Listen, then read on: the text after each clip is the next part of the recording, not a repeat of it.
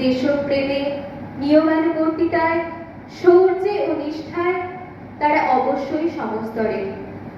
বীরাঙ্গনা নারী প্রীতিলতার ইচ্ছা মৃত্যুর পরে তার কাছে পাওয়া বিভিন্ন জিনিসের সঙ্গে ছিল একটি চিঠি।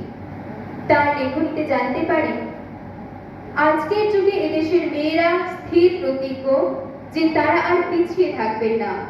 স্বাধীনতা সংগ্রামে ভাইদের পাশে এসে তারাও দাঁড়াবেন, স্বহস্তে কাজ করে যাবেন, হোক সে কাজ যতই কঠিন বিপজ্জনক।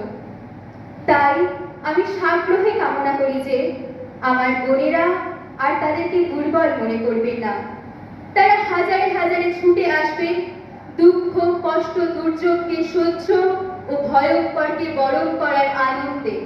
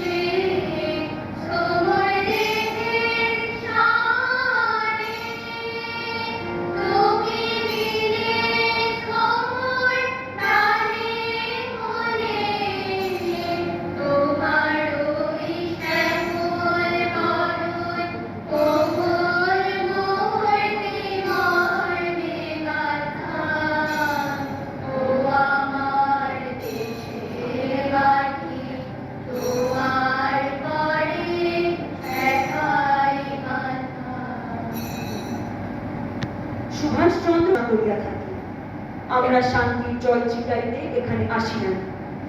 বিবাদ সৃষ্টি করিতে, সংগ্রামের সংবাদ দিতে, প্রলয়ের সূচনা করিতে আমরা আসিয়া থাকি। যেখানে বন্ধন, যেখানে গোড়ামি, যেখানে কুসংস্কার, যেখানে সংকীর্ণতা, সেখানেই আমরা কুঠার হাতে উপস্থিত হই। আমাদের একমাত্র ব্যবসায় মুক্তির পথ চিরকাল কণ্টক শূন্য রাখা, যেন সে পথ দিয়া মুক্তির সেনা অবলীলাক্রমে গমনাগমন করিতে পারে।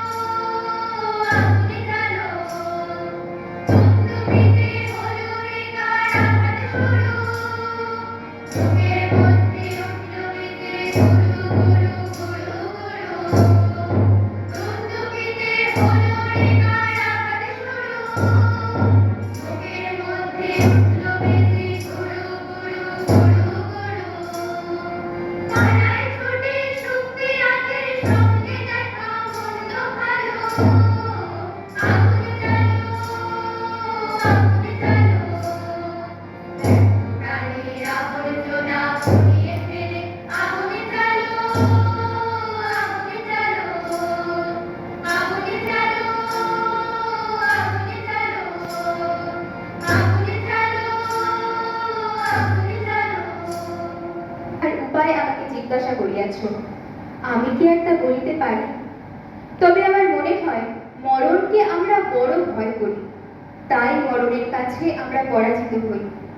এই ভয় যদি জয় করিতে পারি, তবে মরণ আমাদের কাছে তুচ্ছ হইয়া দাঁড়াইবে।